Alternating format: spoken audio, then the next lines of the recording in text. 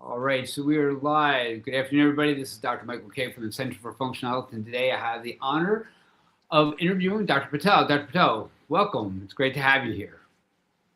Thank you. Very excited to be here. So I love the fact that we got to meet. You have opened up an office. You're going a very interesting route. You're doing a concierge neurologic practice, which is absolutely fantastic. So I want to learn more about that. But before we dive in, if we can learn more about like, hey, what is your history, what your journey's been like, and like how you got to this point here, why you picked neurology.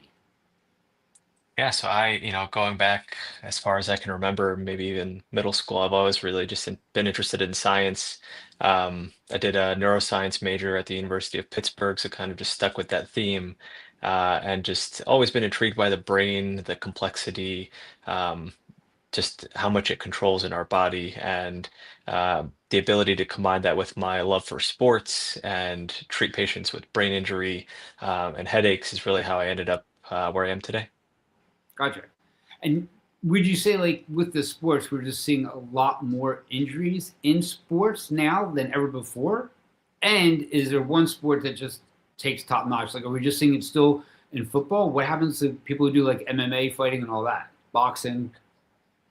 I don't know if we're necessarily seeing it more as much as we are more aware of it. I think that both athletes and just the general population, providers of any kind, they're more aware of what a concussion or what a brain injury is or the signs to look for.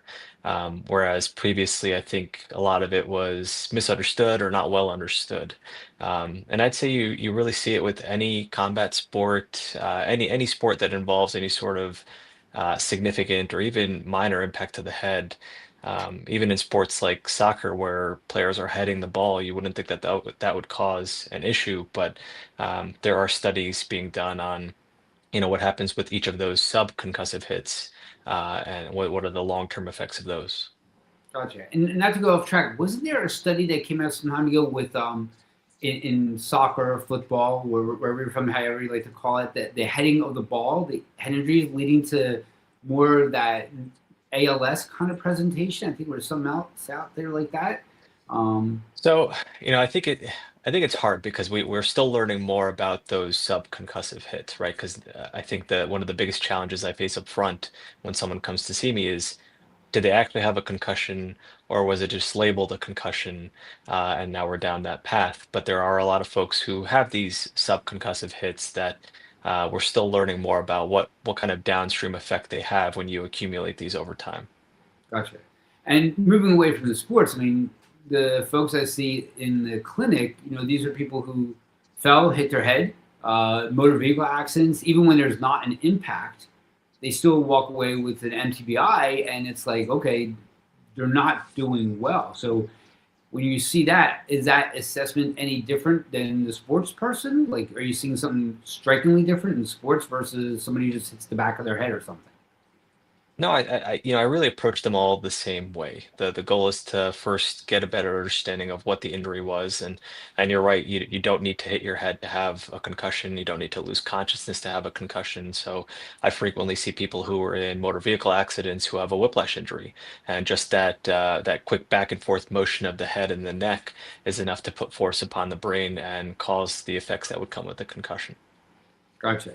So one thing I want to do as we dive deep into this is to talk about the brain physiology. So we can talk about a little bit of the anatomy. We're talking about the temporal lobes, parietal lobes, talking about the cerebellum, all that kind of just general physiology to share with everybody. Like, hey, this is what this side of the brain does. This is what this front side of the brain does, and what happens. What you see with injuries to these different areas. Yeah, so that's a complex question. It is, So and you have the 5 minutes. Go. the way I like to just think of it is like the brain is this city, and you have all these highways in the brain, which are the synapses, the axons, the neurons. Those are transmitting all the signals across the brain, and all the different parts of the brain are the different towns in the city, and they each have different responsibilities.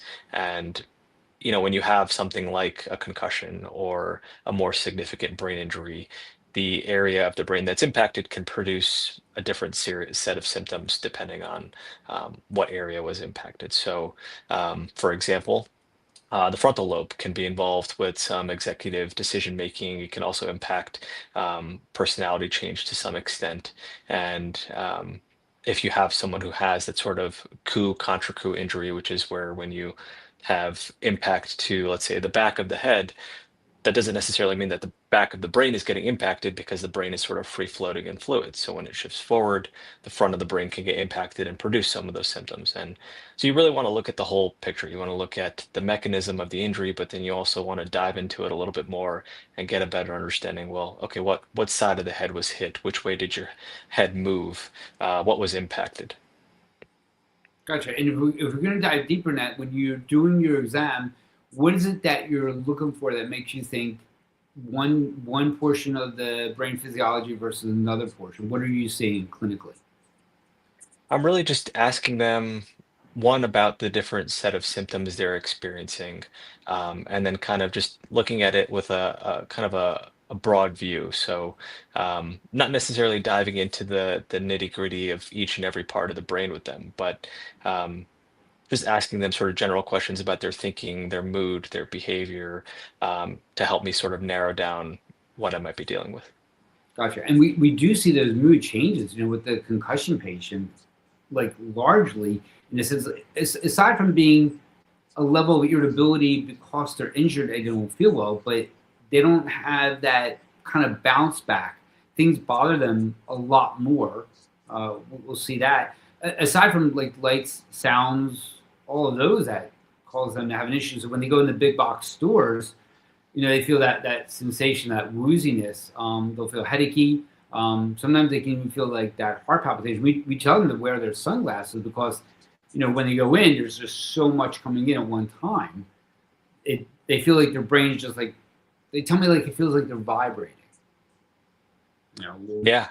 yeah. I mean, there's a long list of symptoms that come with these sorts of injuries, but that sort of overstimulation, the way you're describing it, is very common, and I think that plays into a lot of the other symptoms that they have. And for a lot of the people that end up in my clinic, they've had their injury weeks, sometimes even months ago, and they're still struggling. Um, and I think that drives some of that overstimulation, that anxiety or stress piece to it as well, because they don't feel like their normal self. Gotcha.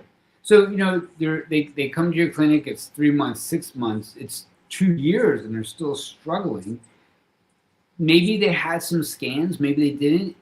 Can we talk a little bit about what scanning you feel provides the most information for that concussion patient? Because a lot of times they do the scans and it's negative, right? So Yeah. then what happens? Yeah, so concussion is not a physical structural injury to the brain.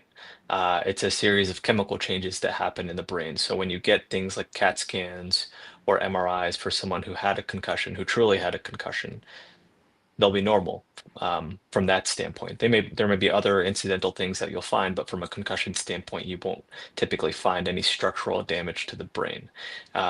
So when someone comes to me months, sometimes even years, like you said, after their injury, my job's to sort of tease out, well, number one, let's go back to the injury itself and clarify, was it an actual concussion? Um, was it a more significant brain injury, depending on their symptomatology up front?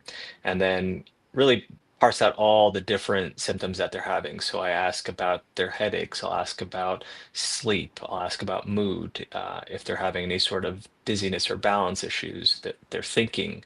And I dive into each of those categories because oftentimes the lingering symptoms we see are related to some combination of those symptoms going on. Gotcha. So it's nothing that we'll see on a test. Will you run another test? Will you order another test? Is there anything that you're looking for from a scan perspective? And if it's not, it's not going to be. Will you get anything from it that's going to move that clinical needle forward? Like, okay, you saw this, and now you're going to think, okay, I'm going to do this kind of a treatment, or it's just all taking in from just a really good history, which a lot of times, as you well know, docs don't always have the time. Hence your creation of your practice to treat the way you want to treat, to really dive in deep. Yeah, so the clinical portion, listening, that is huge. That's probably the most important part of what I do. Um, if someone comes in with persistent symptoms, I'm not saying that it's futile to order an MRI. I think the MRI is beneficial in that standpoint because it gives us some reassurance that we're not missing any secondary cause of their symptoms that may have gone missed. It gives me reassurance and the patient reassurance that there's nothing big or structural going on in their brain. I often get a series of basic labs because I find that concussions frequently bring out symptoms related to deficiencies that were present before their injury. I see a lot of people who had symptoms of sleep apnea prior to their injury, but it really wasn't impacting their day-to-day functioning. But now, post-injury, their sleep quality is so poor, and those symptoms related to possibly sleep apnea are right at the forefront, impacting their recovery. So, I check those things if cognitive issues are a big part of their presentation, which is something common that we see, brain fog is the way people will describe it. Neuropsychological testing can be very helpful if it's been months after their injury. These are usually PhDs that take a really deep dive into someone's thinking, their memory. They'll parse out their past history, and they'll give me a very comprehensive report in terms of what could be contributing to lingering symptoms as well. Gotcha. So I'm going to dive into two things. My brain's going in two directions. One, the neuropsychiatric evaluation. When that information comes back, what do you do with it? That's number one. Number two, we're talking about the importance of sleep. So we're talking about the importance of sleep. If you can review the glymphatic system and why that's important. Sure. So, um, neuropsychologists to me are so important when it comes to persistent symptoms, and they are hard to find and hard to get in with. Hard to get It can be into. yes, it could be a very long wait, but they're so helpful because they will spend hours with you just talking to you about your history, your injury, any comorbid medical conditions. And what they do at the end is usually give me like a 10, 15, 20 page report kind of detailing everything they talked about and then all their assessments and recommendations. So if there is a behavioral component to their symptomatology or it exacerbated a pre-existing behavioral health history, they'll give me recommendations of what might be recommended there, whether that's seeing a therapist or going to a psychiatrist, considering medication management. If there's a sleep component or um, some other piece to it that they've covered in their hours-long evaluation, they'll usually give me a list of recommendations. Oftentimes, I've already done some of these things, like incorporating occupational or physical therapy if they haven't had that already, or if they haven't had it tailored to what we need. Um, so there's a lot of different pieces to what they can offer.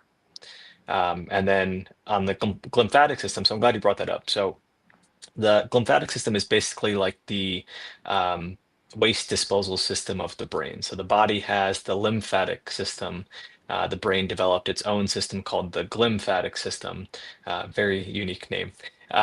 And essentially, what it does is it clears the brain of all the waste products, and it works best overnight.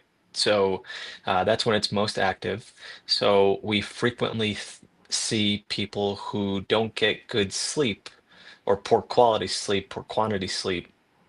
When they wake up in the morning, they feel very foggy, and the poor functioning of the glymphatic system is likely playing a big role there. So that's one of the thought processes behind persistent symptoms after concussion because we frequently see sleep disruption after these injuries. So if these folks are not getting good sleep, it's likely impacting that waste removal system, and that's probably in some part contributing to their fogginess.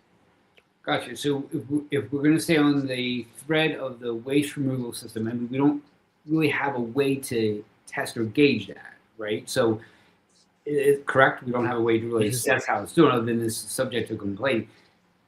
Then comes in, okay, we got to get like a sleep study done, which is great. We want to see if that sleep is fragmented and makes sense. So what, and obviously CPAP, if there's an airway obstruction, that makes sense. We'll see that after, especially like motor vehicle injuries and all that kind of stuff. what then can we do to help them sleep? Like we already said that there's a neurochemical imbalance in a concussion. Do we really want that person to, go on a sleep pharmaceutical agent, or is that gonna backfire? Is that gonna make them more loopy, more brain fog, that kind of stuff? Yeah, I mean, I think that's definitely something we absolutely take into account. So we don't necessarily need to use medication to treat a lot of things, but if it comes to that point, we definitely want to take the side effect profile into account for anyone who has brain fog or some other cognitive issue because you don't want to make it worse. And most sleep medications, supplements may have some sort of negative impact from that standpoint, so you really want to be careful there. I'd say the first thing, like you said, is get an idea of what's going on with their sleep. Is it poor quality sleep, so they're getting 7 or 8 hours, but they just wake up feeling like they didn't sleep at all? Is it poor quantity, where they're only getting a few hours per night? Is it very broken up?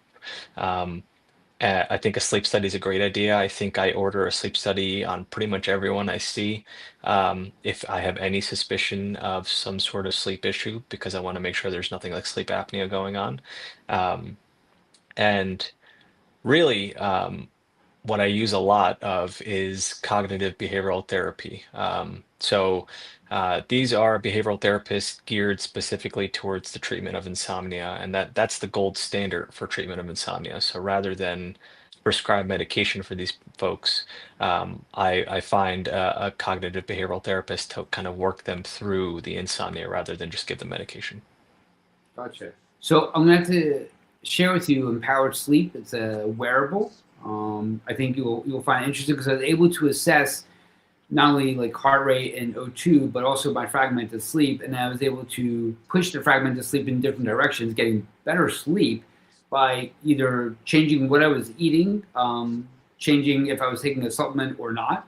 So it's very because when we improve the fragmentation, that's when things started to improve. So I'm going to assume that's the same thing for our folks who have the brain injury from an MTBI, headache, all that kind of stuff. I think you'll find that interesting. So in our world, supplements, everybody wants to move to that melatonin, and it's not always like the greatest thing, right? So obviously, producing the pineal gland and all that, but it sometimes it doesn't push the sleep in the right direction.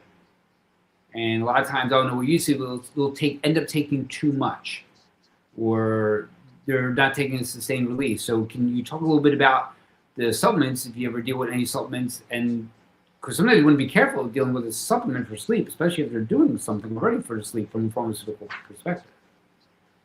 Yeah, so I use melatonin infrequently. I agree, it's very much hit or miss. It depends on the person. I find that a lot of people either take too much of it, don't take it at the right time. And the way I was trained was you want to take it when your body is naturally producing it the most, which is typically around sundown. It's not meant to put you to sleep right away. It's kind of it helps regulate our sleep cycle. So when the sun starts to set, our body starts to produce more melatonin, sort of signaling our brain and our body that, hey, it's going to be time for sleep in the near future. And so I'll typically tell patients to take it right around sundown, sundown, not necessarily half an hour or an hour before bed. And I find that lower dosages typically work better for me, but again, it's very much dependent on the person. I've had a lot of folks come back and say, it gave me terrible nightmares. And we'll stop it. Um, I use magnesium a lot. Yep. Magnesium is helpful for me too because it has the dual benefit of treating headache as well. And it's a great natural supplement that really has probably a lot of benefits for the body. And most folks that end up taking it, if they have improvement, despite getting better, they'll stay on it for the rest of their lives because they just like the way they feel. Oh, I agree. I take my magnesium every day. We use magnesium for different things, especially when we get people with muscle pain, people can't sleep, obviously, digestive issues, even people with our brain fog, right? So we find that magnesium as a whole, even regardless if you run like a magnesium RBC and it comes back normal, it's like, yeah, but they just do better with magnesium, right? I can't say that's a fantastic marker. It's a good marker, but even when in the range, it's still like, wow, they do wonderful with magnesium. It's kind of straightforward. So pigeonhole off of that, if we go piggyback off that, so if we say, okay, we have our concussion patient, and then that patient also has headaches and head pain. So in our practice, and especially because your background is osteopathic, there's a difference between, oh, I have a head pain and I have a headache.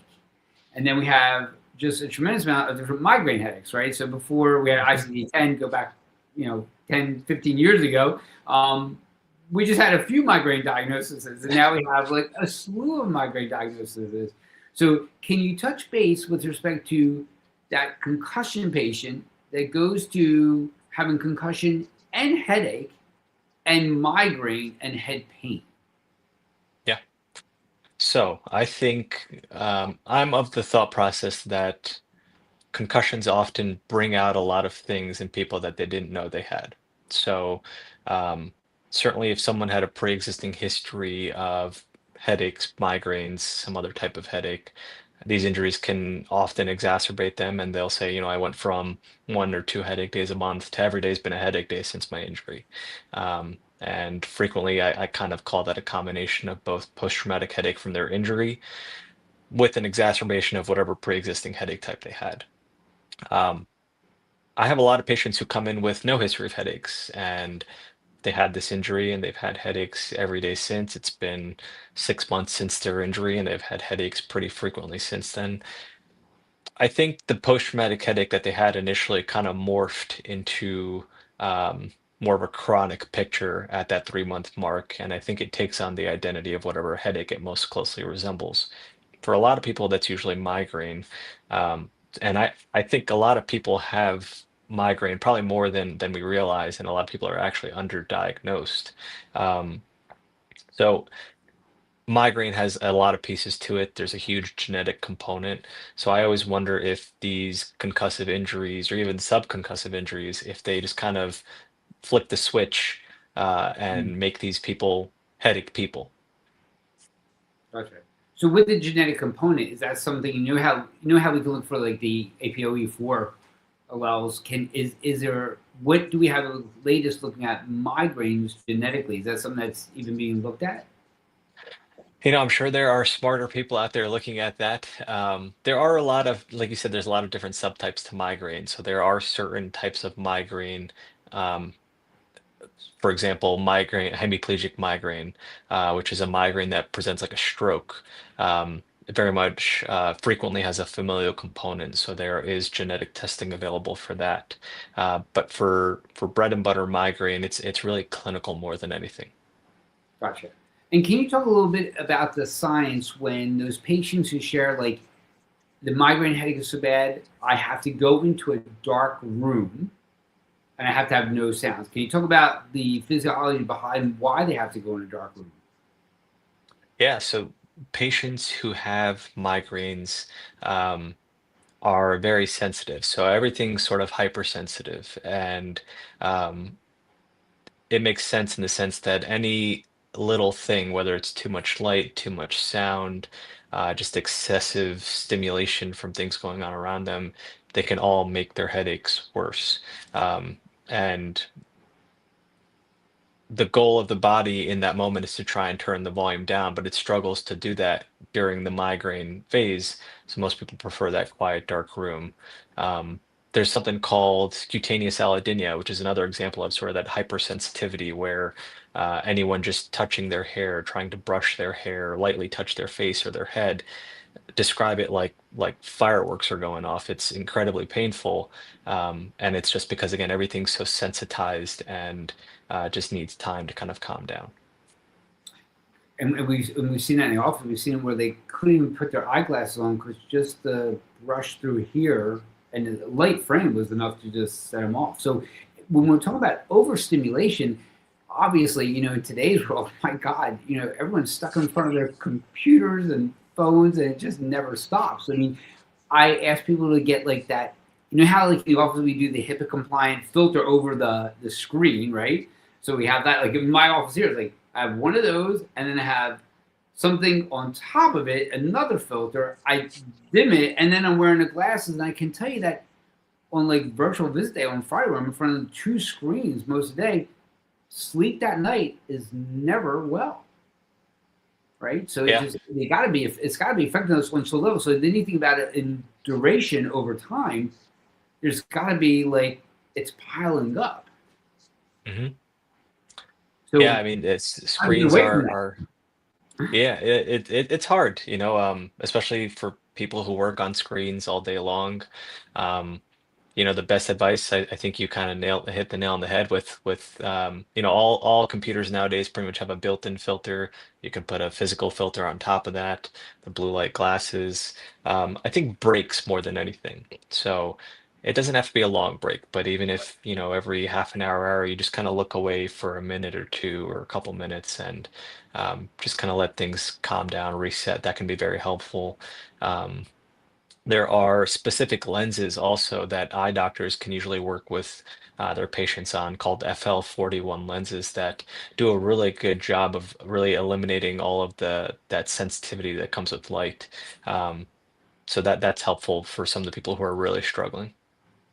Yeah, I mean, we incorporate the eye gaze exercises. So you put your little timer on your phone, and like every 20 minutes we want them looking like above the monitor, below the monitor, to the corner of the room. But we also incorporate exercise snacks. Are you familiar with that?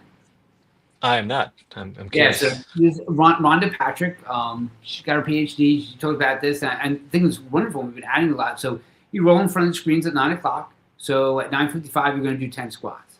At 10:55, you're going to do 10 wall push-ups. At 11:55, you're going to do 10 lunges. And I really don't care what the movement is at the top of the hour, but at the end of the usual 8-hour day, we got a ton of movement, right? So you got 8 hours, you got 10 reps of any movement, you're at 80. You work 5 days a week, you're at 400 or 1600 a month. So when we can add those little things in with the eye gazes and we build in those breaks, it's just a lot easier, you know. But it's also though hard for this concussion patient, headache patient, to get up and move and exercise. And we find that exercise, they know they have to do it. It just increases that pressure in their head greatly. So when you're talking to your patients, we know exercise is so important. What do you do to help them kind of just slowly get back into it? What are you asking them to do from a movement perspective? Yeah, I tell them all they got to find that sweet spot, the point in the middle between doing nothing and doing too much. And physical therapy is really good at this, and that's why I use them frequently. But the basic idea is you want to incorporate aerobic exercise to the point where you may be becoming a little bit symptomatic, whether that's a headache, fogginess, dizziness. If you're able to tolerate it, it's not debilitating. You can continue beyond that point a little bit, but if it starts to really flare up, take a break. Whether that breaks a couple minutes, 5 minutes, 10 minutes, take a break. If you feel like you can start again and get to that point or even farther, great. If that was it for the day, that's fine, and then the next day, you'll find that you're able to push that boundary a little bit further. So, um, exercise is key. The old way that we used to treat concussion was quiet, dark room, don't talk to me, don't look at me, just cocoon, basically. But we've done a lot of studies that have looked at groups recovering from concussion, and the group that does aerobic exercise consistently recovers quicker. Gotcha. And we find like if they can get into that Tai Chi, Qigong kind of movement pattern, that's really nice. A lot of times, I'll talk about the importance of balance, and if you can talk about balance, that'd be great. Their balance is off. Yeah, yeah, That's balance is a big piece to this.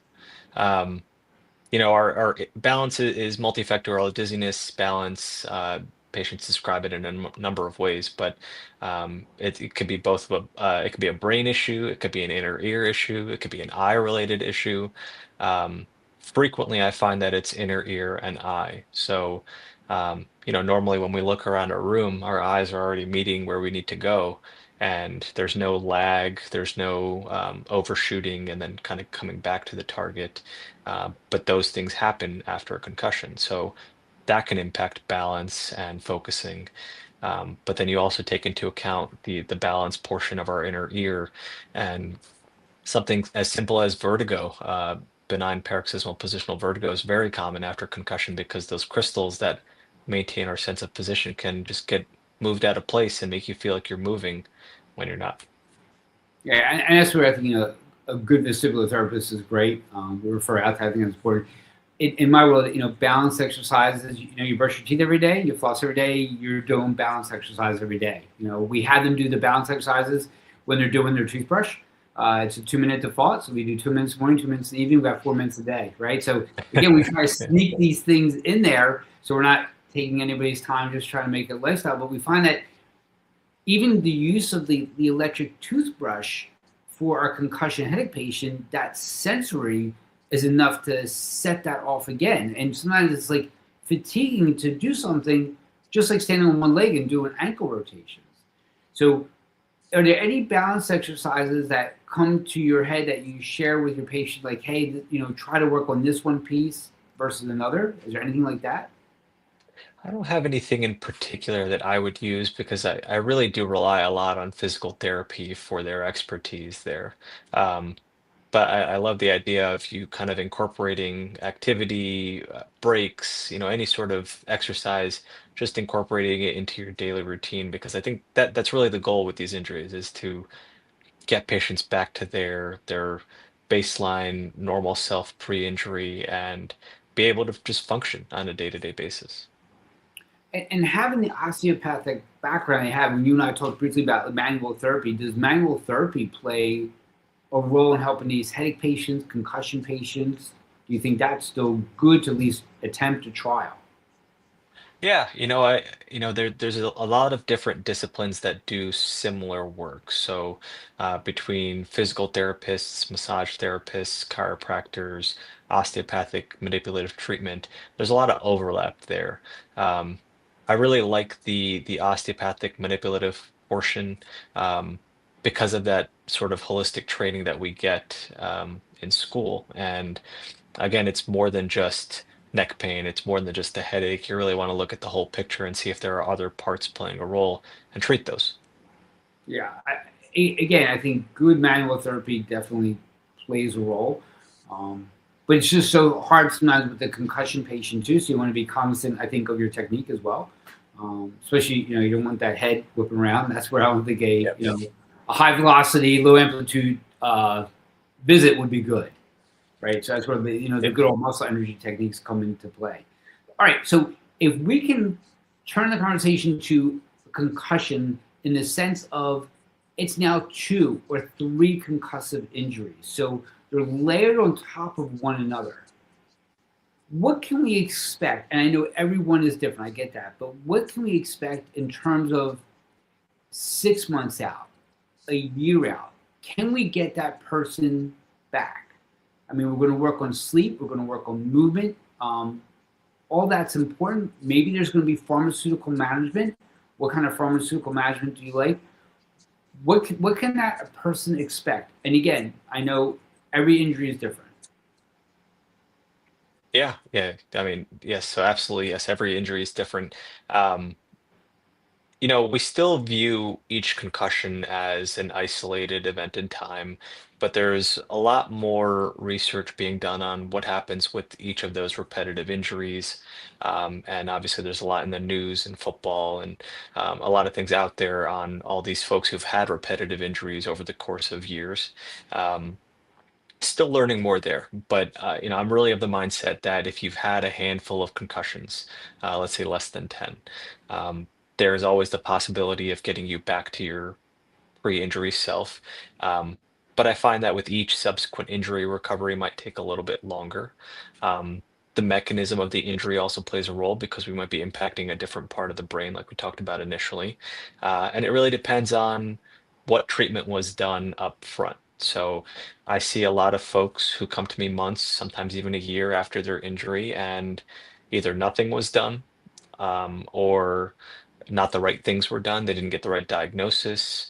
Um, Headache is obviously a big part of my practice, but that's one thing I see consistently that a lot of people just don't have their headaches treated because they expect them to just go away, or they just get caught up in this loop of taking something over the counter every single day and don't know that that's actually making their headaches worse.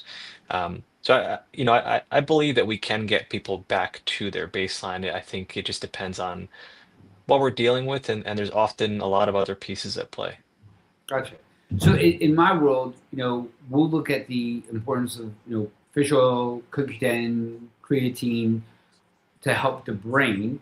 So you're familiar with those stuff, but where are we at from a pharmaceutical management perspective? Is there anything that you think about? And again, everyone's different. I get that, but anything you think about, like from a concussion patient, anything pharmaceutically that we can support? And we know there's a for a reaction there's a reaction, but we don't want to create anything. So do you use anything in your practice from that perspective? A lot of my medication approach, if someone needs it, really revolves around headache. I try to avoid prescription medications as much as possible, but if it's been, 6 months, let's say, and they've had a daily headache, I think it's time to be a little bit more aggressive with treating that and really try and get them back to where they were pre-injury. I don't have anything that I would definitively use consistently for someone who has lingering symptoms. Again, it really depends on what else is going on.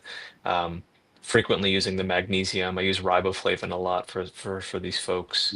I find those to be helpful for not just headache, but just some general functioning as well. Gotcha. And any history, like you use any of the CoQ10 fish oils, anything like that, the specialized protozoal mediators, like a higher My decreasing the inflammation? my usual concoction is magnesium, B2, and CoQ10. Gotcha.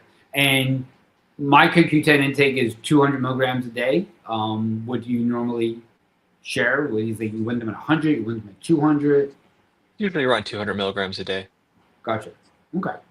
And that's whether that's concussion and headache patient, right? I mean, Mhm. both can benefit from that greatly.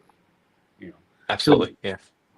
one of the things we talk about treatment, there's also especially headaches, there's from trigger point injection, nerve blocks, Botox, and you also provide other types of injections. Can we talk about what you provide in your office from that injection perspective? And when you say injection, a lot of people they get scared about that, like, oh God, they're going to stick it in my head, kind of stuff like that. But if we talk about the injections and how they really help, because we find them to be very helpful. Yeah, so I agree. I think they're very helpful. I think they are frequently necessary for some of the more chronic headache patients. Um, can be very useful in the acute setting after an injury as well. So I do a variety of different injections like occipital nerve blocks or other nerve blocks, um, trigger point injections, which are similar to those. Sphenopalatine ganglion blocks or SPG blocks and Botox. So uh, if I start with the nerve blocks, the biggest one that I do is occipital nerve blocks. So they're these nerves in the back of the head that kind of come up and travel forward, and they're encased in muscle. And so frequently, when someone has a whiplash injury, or they hit the back of their head, or they just have a lot of tension in their shoulders and their neck, where everyone carries their tension, those nerves can get irritated. And a nerve block is a fairly simple procedure that we do in the office with just a little bit of numbing medicine, lidocaine. And what it does is it just kind of shuts down those pain pathways temporarily. So I think of it like hitting the reset button on a computer. And when the computer reboots, less of those signals are firing, which is the goal. So oftentimes it can give patients a lot of relief up front. The goal is for an extended period of time, but sometimes we need to do them every 4 weeks for a period of time. But it also gives patients the opportunity to participate more in different therapies that can help relieve some of that tension in the muscle that may be causing that in the first place. Um, SPG block, so the sphenopalatine ganglion is a bundle of nerves kind of located behind the nose in the posterior aspect of the nose. And it's a relay center for a lot of the pain signals related to a variety of headache disorders or facial pain. So it's a great place to target for someone who might be struggling with these things. Um, and that's fairly simple. It involves just taking a catheter or a long Q-tip with numbing medicine on it, and really just getting going up into the nose and up towards the ganglion itself and just numbing it. And same sort of idea as the other nerve blocks is to kind of shut down those signals temporarily, gives them that quick relief that patients are looking for, but can be very effective at treating their pain. Um, Botox is great. Botox is FDA approved for the treatment of chronic migraine. Um, when you tell someone about Botox, they immediately think about cosmetic Botox and wrinkles. And it has some sort of benefit there, I guess, because we are injecting muscles of the face, the head, and the neck. But the focus is these approved areas, these studied areas around the face, the head, and the neck that we treat with Botox, and it kind of has dual benefit. So it can be helpful for the muscular component by relaxing a lot of those muscles that may be contributing to headaches. So I find it to be very helpful for a lot of chronic migraine patients who also have a lot of tension in their neck or their shoulders. Um, what it also does is it prevents the downstream release of a lot of those pain generating proteins that are ultimately thought to cause the migraines themselves. Gotcha. So let's go back to the SPG injection, the pseudopontine ganglion block. So you said, oh, it's just simple. We're just going to stick it up there, right? But you remember, the patients, we're going this way, right? So what are you So we're looking go at when you're doing it, right? Are you Yeah, so going we're going this way. So I usually have them lie right? flat on their back, and we numb up the entrance to the nasal cavity so it's not terribly uncomfortable. And it's just taking a long Q-tip with that numbing medicine on the end, sometimes with a catheter on the end, depending on the technique you're using. And the goal is to kind of bathe that bundle of nerves with the numbing medicine. Um, to stop those signals from firing. It's generally pretty well tolerated. Um, Obviously, you're putting a Q-tip in your nose, so it can be a little uncomfortable, which is where the numbing medicine kind of along the surface or the tract can be helpful. Um, Most people don't have any issues with it. You might have a little bit of a bitter taste in your mouth, which is normal, um, but generally people do very well with it. And can you share, like, what is there a specific clinical presentation that you're looking for to apply that procedure? And like, how long can they begin to experience the benefits from that?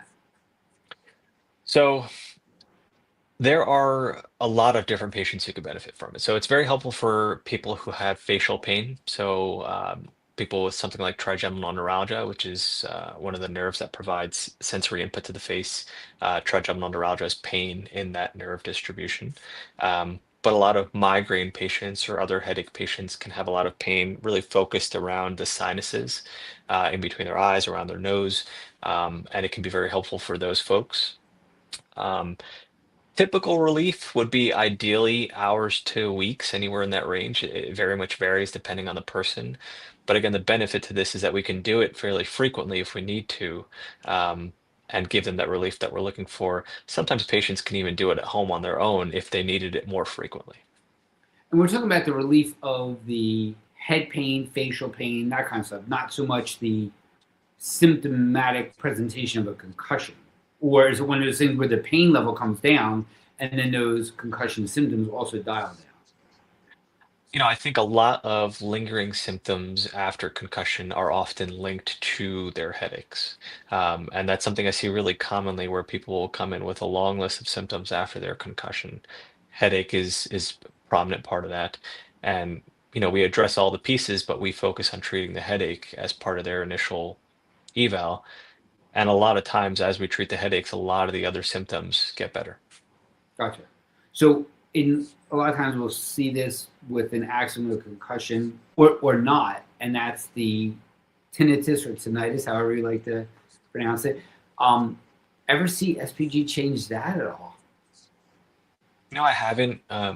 I think tinnitus is complicated. I think even ear, nose, and throat doctors would say tinnitus is complicated because we don't fully understand what causes it. Um, we do see concussion and tinnitus frequently coexist, and um, you know, I, I can't say that the SPG block would necessarily make a big difference there. But again, going back to that headache piece, I do find that a lot of times when we treat the headaches, because a lot of these folks have them daily after their injury, it can help with the tinnitus too. Doesn't necessarily get rid of it completely, but it can certainly help maybe turn it down. Yeah, I think the person who fixes tinnitus will be on the cover of Forbes within a week and the Nobel Peace Prize for sure, right? Because it's just so worldwide, and we just don't have an Yeah. answer what to do with it. We don't even know why it starts sometimes. It's absolutely just one of those phenomena is like we can't seem to get that under control. Um, Yeah. for sure. So anybody that does It's that would be wonderful. yeah, it's debilitating. I mean, it definitely impacts everyone, every aspect of your life. Yeah, yep. And again, but the cognitive behavior therapy, there's some good CBD programs with that as well. They have something you can stick in your ear, so instead of hearing that, you're going to hear a different sound, whether you like birds or an ocean sound. So it just dials down that kind of upregulated sensation, which you always hear that. Like here we go again, and just Yeah. not really good for the put you in that very upregulated sympathetic system versus parasympathetic. So anything you do to Yeah. wind that down, it's always great.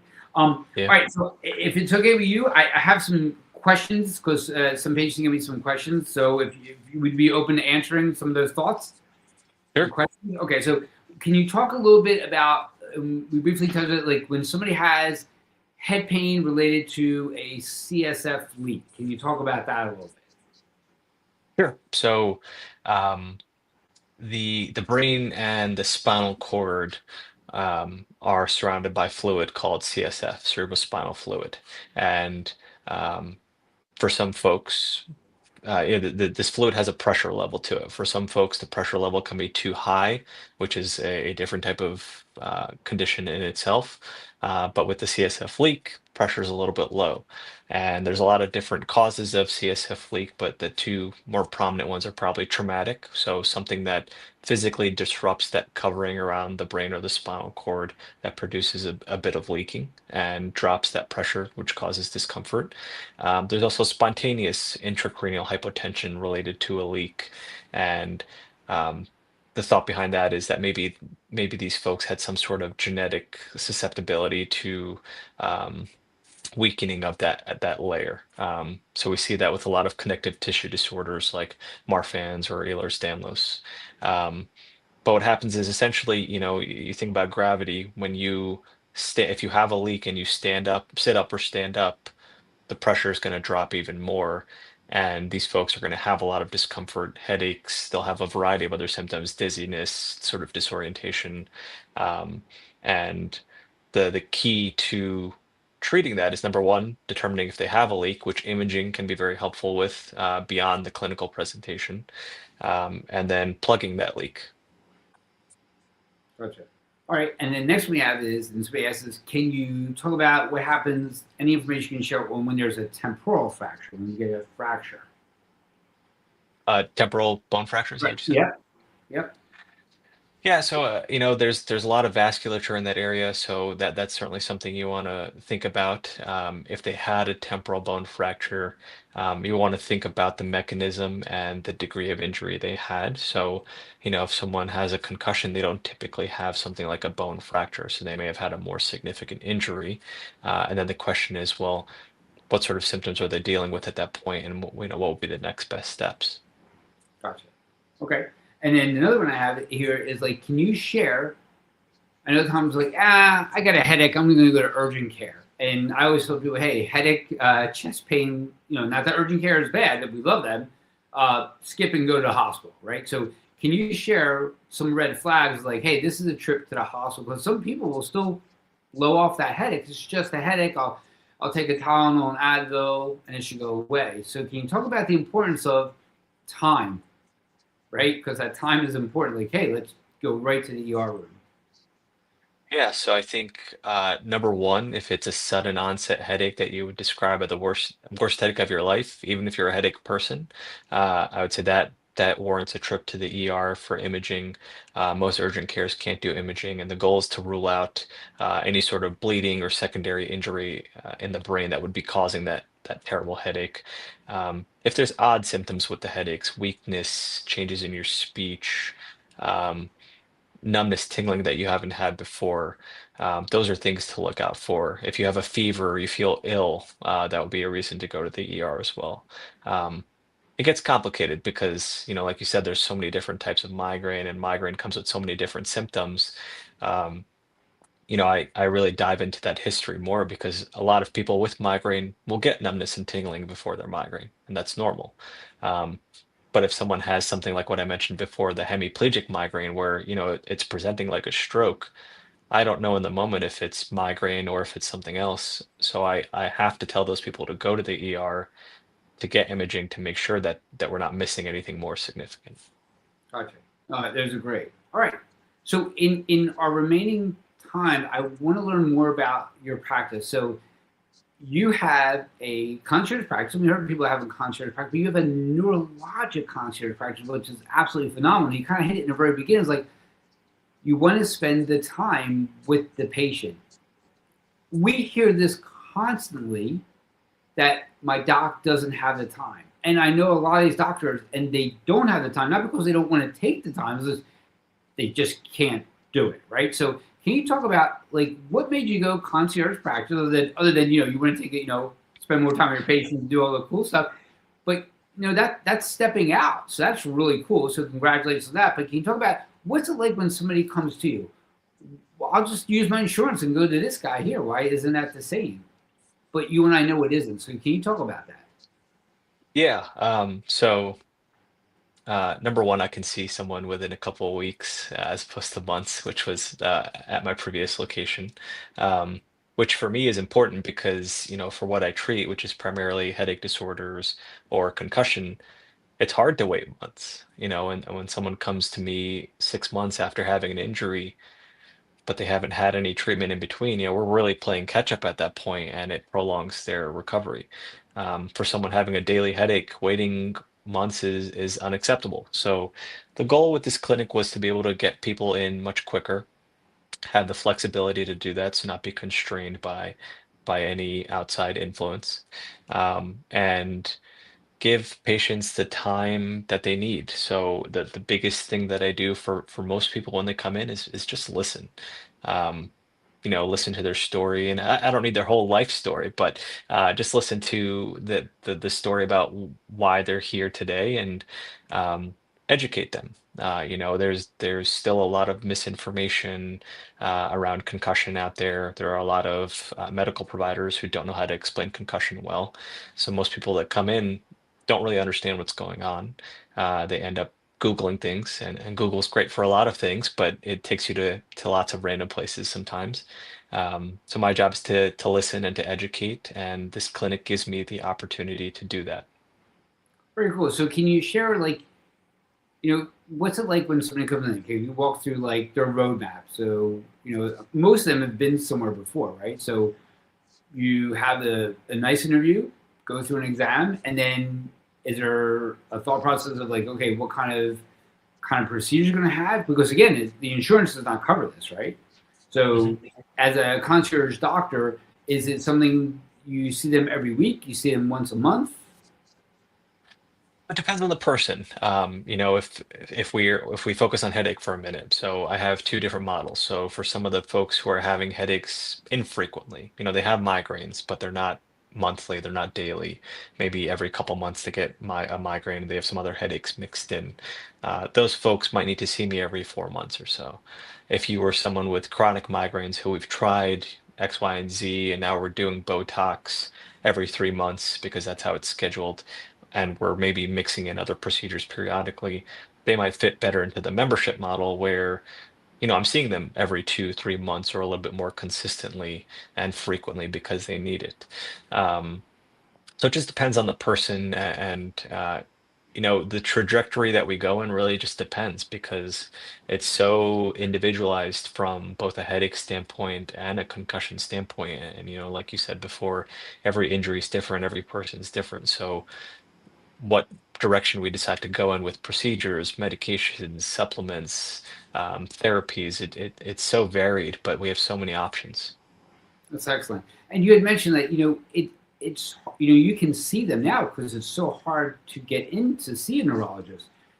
What has happened in your opinion? Do you feel like it's so hard to get in? I mean, what occurred? Do we not have enough docs? Do we not have enough new docs?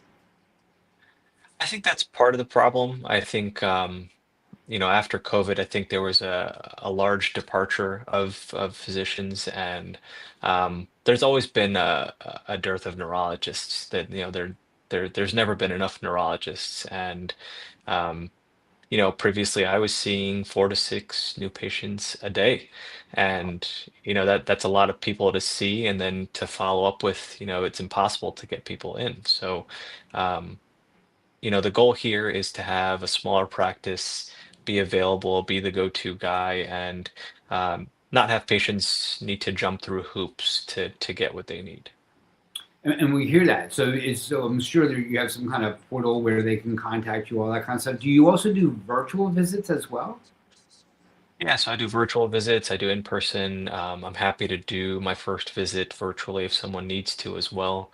Um, the beauty of headache medicine and concussion medicine is that I can do a lot of things virtually. I can get a really good idea of what's going on just talking to them. And then when it comes to the exam, obviously I can't do some of the hands-on um, you know, muscle testing and things like that, but you can get a general idea of how someone is doing just by watching them stand up on a screen, walk around, squat down, um, and look at their eyes, how they're moving. There are a lot of things you can do through telemedicine and still efficiently treat them. Excellent. Very cool.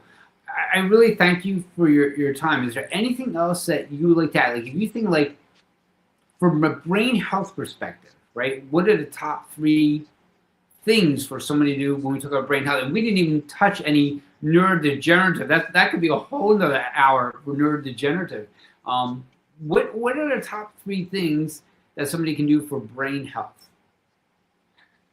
Activity, be active, whatever that means. And when I tell some of my patients who are normally active to be active, uh, they don't need to go and run a marathon every day. They can do something for 10 minutes, 15 minutes. And there's so many ways to be active now. It doesn't have to just be like scheduled physical exercise. Simple things like gardening, doing things out in the yard when it's not so cold.